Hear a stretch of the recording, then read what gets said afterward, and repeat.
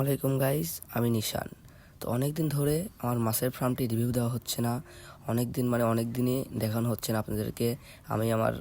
আমি ব্যস্ত থাকার কারণে আমার ফার্মটি অনেক দিন ধরেই দেখাশোনা করতেছি না। অমনি রয়েছে, অমনি ফেলা রাখছি। তো মাছগুলোকে আমি খাইতেও দেই না অনেক দিন, প্রায় 1 মাসের মতো আমার মাছগুলোকে খাইতেও দেই না, দেখতেও আসি না। তো অমনি পড়ে রয়েছে। তো চলুন গাইস দেখি কি অবস্থা আমার ফার্মটির। তো অনেক দিন ধরেই দেখতেছি না, মাছগুলোকেও দেখা যাচ্ছে না বেশি, আমি দেখেও না। তো এটা হচ্ছে আমার প্লাটি ট্যাঙ্ক। অনেক অনেক প্লাটি আছে, এই জায়গায় হিউজ পরিমাণ প্লাটি রাখছিলাম। তো আমি এখন দেখতেছি তাও অনেকগুলাই রয়েছে। আরও প্লাটিগুলা বেশি হয়ে গেছে, যে বাচ্চা দিছে, অনেক বাচ্চা আছে ভিতরে। তো এইগুলো হচ্ছে প্যারেন্টস বড়গুলা, ভিতরে আরও অনেক ছোট ছোট বাচ্চা আছে।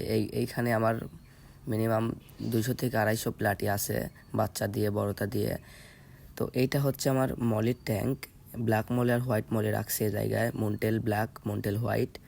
তো আমার বেলুন মলি লাগবে, আপনাদের যদি কারোর কাছে থাকে তাহলে আমাকে বেলুন মলি দিতে পারেন। তো আপনাদের যদি কারোর মাছ লাগে আমার এই জায়গা থেকে নিতে পারেন। এগুলো হচ্ছে ব্ল্যাক মলি আর হোয়াইট মলি এই জায়গায়, মুনটেল। তো গাইজ, আপনারা হয়তো দেখে বুঝে গিয়েছেন যে কতদিন খাইতে দেয় না মাছগুলাকে। মাছের শরীর স্বাস্থ্য অনেক শুকায় গেছে। তো ভিতরে অনেক ময়লা টয়লা পড়ে রয়েছে, পাতা, উপরে গাছ আছে, তো ওই গাছের পাতা টাতা পড়ে পানি পচে গেছে। তো চেঞ্জ করা লাগবে পানিগুলাও।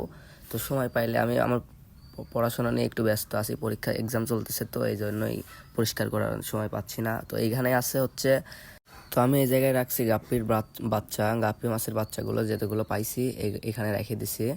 তো এগুলাকে অনেকদিন খাইতে দেয় নাই, ময়লা টয়লা খায় বেশি আছে। তো অনেকগুলাই তো আছে, তাও দেখতেছি। তো ঠিক করা লাগবে আমার এই ট্যাঙ্কটা, পরিষ্কার করে নতুন করে পানি দিয়ে রাখলে হয়তো হবে, মাছ এখান থেকে হবে। এখানে আছে মিক্স গাপ্পি, এখানে অনেকগুলো দিয়ে মিক্স বানাইছি। এটা হচ্ছে স্যান্টাক্লজের মেল, আর স্যান্টাক্লজের মেল ফিমেল দিয়ে আরও কিছু গাপ্পি টাপ্পি দিয়ে এখানে মিক্স তৈরি করছি। তো অনেকগুলো মিক্স আছে। তো অনেক অনেক বাচ্চা ছিল এই জায়গায়, আস্তে আস্তে ওরাই খেয়ে ফেলেছে, খাইতে দিতাম না জন্য ওরা খাই ফেলেছে।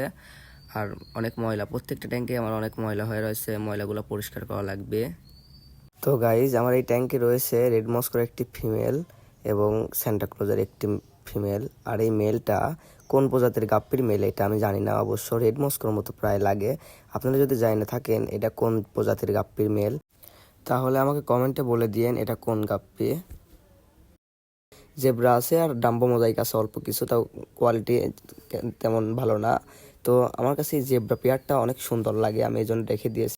আমার এই জেব্রা মাছটির পেয়ারের বয়স প্রায় 1-1.5 বছর হয়ে গেছে। দেখুন পাখনাগুলো অনেক বড় বড় ছিল। তো আমার এই ট্যাঙ্কে আছে রেড ড্রাগনের মেল। এই বড় মেলটা আমার অনেক সুন্দর লাগে, মানে কালারটি অন্যরকম হয়েছে, মানে ডিজাইনটা অন্যরকম। তো গাইজ দেখেন, সে কাছ থেকে দেখাই কত সুন্দর। তো কেমন লাগছে এই মাছটা আমাকে অবশ্যই কমেন্টে বলবেন, কিন্তু আমার কাছে তো অনেক সুন্দর লাগে। তো গাইজ, এই পর্যন্তই আমার ফার্মের আপডেট। তো সব কিছুই পরিষ্কার করা লাগবে। তো গাইজ, ভিডিওটি ভালো লাগলে অবশ্যই লাইক করবেন, সাবস্ক্রাইব করবেন। ভালো থাকবেন সবাই।